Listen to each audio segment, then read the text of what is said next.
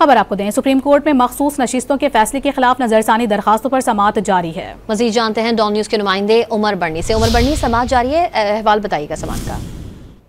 जी बिल्कुल, supreme court के justice Aminuddin Khan की सरबराही में 11 रुकनी आईनी बेंच मखसूस नशिस्तों के फैसले के खिलाफ नजरसानी दरख्वास्तों पर समाअत कर रहा है। दौरान समाअत सुन्नी इत्तेहाद कौंसिल के वकील फैसल सिद्दीकी जो हैं वो रोस्ट्रम पर मौजूद हैं और अपने दलाइल अदालत के सामने रख रहे हैं। दौरान समाअत जस्टिस जमाल खान मंदोखेल ने सवाल किया कि फैसल सिद्दीकी साहब, आप नजरसानी को सपोर्ट कर रहे हैं या मुखालिफत कर रहे हैं? सुन्नी इत्तेहाद कौंसिल को 13 जजेस ने कहा सीटों की हकदार नहीं। फैसल सिद्दीकी ने मौक़िफ़ इख्तियार किया कि मैं जस्टिस मंदोखेल के फैसले को किसी हद तक सपोर्ट कर रहा हूं, कभी कभार हार कर भी जीत जाते हैं। जस्टिस अमीनुद्दीन खान ने रिमार्क्स दिए कि सबसे ज्यादा मुतासिर तो आप थे। फैसल सिद्दीकी ने कहा कि हमें तो सबसे ज्यादा खुशी है।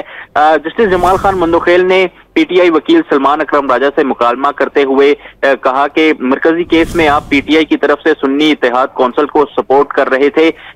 वकील हामिद खान ने मौक़िफ़ इख्तियार किया कि जानबूझकर पीटीआई को फरीक नहीं बनाया गया। वकील फैसल सिद्दीकी ने कहा कि बेंच में शामिल अक्सरियत जजेस ने मरकजी केस नहीं सुना। इस बेंच में 6 नए जजेस जो है वो शामिल किए गए।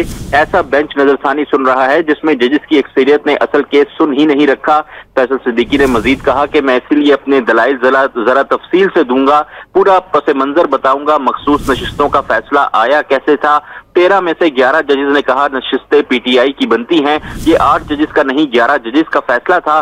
जस्टिस मोहम्मद अली मजहर ने रिमार्क्स दिए कि नजरसानी लेकिन सिर्फ अक्सरियती फैसले के खिलाफ दायर की गई। फैसल सिद्दीकी ने मौक़िफ़ अपनाया कि दिलचस्प बात यह है कि नजरसानी दरख्वास्त में जस्टिस मंदोखेल के फैसले पर इन्हिसार किया गया है। मैं अपनी 7 गुजारिशात अदालत के सामने रखूंगा। पहले इसी एतराज का जवाब दूंगा कि पीटीआई फरीक नहीं थी तो रिलीफ कैसे दिया गया। रिलीफ कैसे दिया गया अपडेट कर रहे थे उमर बहताब बर्नी, आपका शुक्रिया।